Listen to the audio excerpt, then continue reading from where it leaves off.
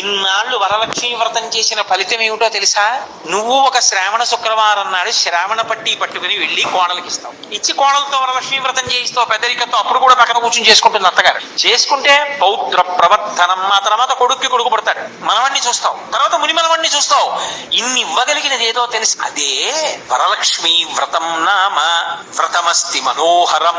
వరలక్ష్మి వ్రతం అనబడేటటువంటి ఈ వ్రతం ఉన్నదే, ఇది పరమ మనోహరమైనటువంటి వ్రతం. అసలు ఆ వ్రతం వస్తోంది అంటే ఆ వ్రతం చెయ్యడానికి ముందు నుంచి పూర్వాంగం అంటే శుక్రవారం నాడు వ్రతం చేసుకోవాలి అంటే గురువారం నుంచి చేసే పనులన్నీ ఎంత సంతోషదాయకంగా ఉంటాయో తెలుసా? కాబట్టి అటువంటి వ్రతాన్ని జన్మ హక్కు కాబట్టి సువాసినులకి పరమ సంతోషంగా, మన దగ్గర ఎంత లేదన్న దానితో సంబంధం లేదు, పరమ సంతోషంగా ఆ వ్రతాన్ని చేసుకుంటారు.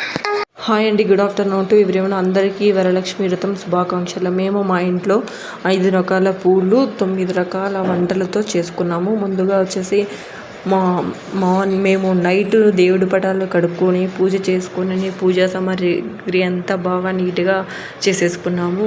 కాకపోతే తమలపాకుల మీద ఓం అని రాసి అదంతా పూజ చేయడం మార్నింగ్ మాకు 11 o'clock దాకా అయింది. ప్రసాదాలు కూడా చేసుకున్నాము 9 రకాలు. Please like, share and subscribe.